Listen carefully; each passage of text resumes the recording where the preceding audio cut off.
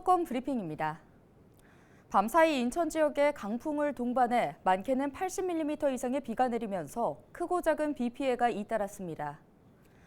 비바람이 집중됐던 6일 새벽, 인천에서는 옹진군에 81mm로 가장 많은 비가 내렸고 강화군과 서구에도 60mm가 넘는 비가 내렸습니다.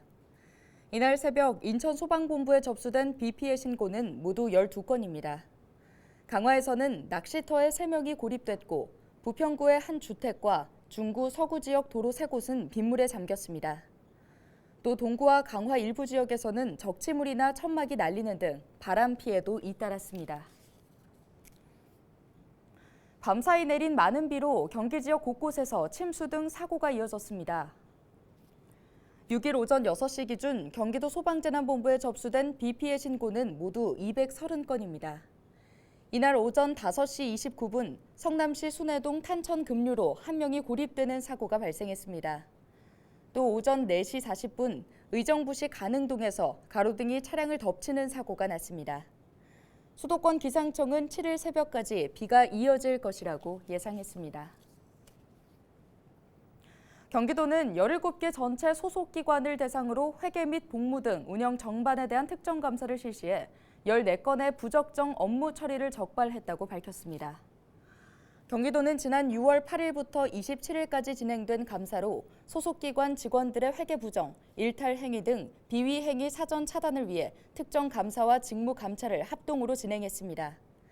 이 중 본인이 자진 신고할 경우 처분 수준을 경감하는 자진 신고 감면 제도인 플리바겐을 운영하고 수감기관 기관장 면담 등으로 지적보다는 공직 기강을 확립하는 사전 예방적 감사로 추진됐습니다.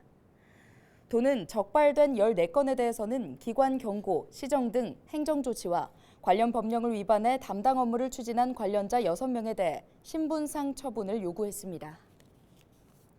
인천을 대표할 명품 가로수길 28개 노선 조성이 완료됐습니다. 인천시는 수목 생육 환경과 도시 미관 개선을 위해 명품 가로수길 44km 구간을 특색 있게 조성했다고 밝혔습니다. 시는 지난 2021년 시청 사업 인천의 뜰 주변 은행나무 142그루를 대상으로 가로수 수용 특화 사업을 추진했습니다.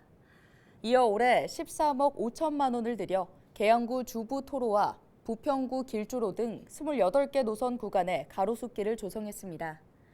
시는 이번 사업을 통해 가로수 관련 주민 민원 해소와 함께 안전사고 예방에도 도움을 줄 것으로 기대하고 있습니다. 요즘 MZ세대를 중심으로 나타나는 현상이 있는데요. 바로 전화공포증, 콜포비아입니다. 콜포비아란 전화가 오면 심장이 뛰고 식은땀이 나며 불안해지는 현상을 말합니다. 알바천국이 MZ세대를 대상으로 조사한 결과 1,496명 중 35.6%, 즉 10명 중 3명 정도가 증상을 겪고 있는 것으로 나타났습니다.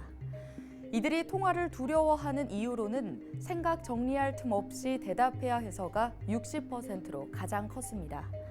대면보다 비대면이 익숙한 MZ세대에게 목소리로 답하는 것이 부담이 되는 셈입니다. 2009년 스마트폰의 등장과 함께 나타난 콜포비아 현상은 코로나 기간을 거치면서 더욱 확산됐습니다. 그렇다면 이 콜포비아를 극복하고 치료하기 위해선 어떻게 해야 할까요? 전문가들에 따르면 전화를 피하지 않고 더 많은 통화를 하는 게 가장 효과적이라고 합니다. 처음에는 자신이 편하다고 느끼는 사람과 전화 통화 연습을 하는 것부터 시작해 점차 그 대상을 넓혀가는 게 좋다는 겁니다. 또한 사실관계 확인은 문자가 효과적인 만큼 꼭 전화를 해야 한다는 압박감은 갖지 않는 게 좋습니다.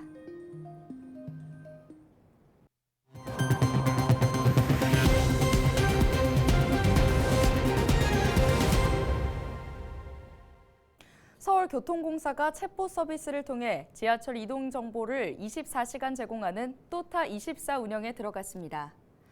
또타24는 이용자들의 행선지 안내와 소요시간, 요금 정보는 물론 지하철 노선과 시간표 역사 정보 등을 제공합니다.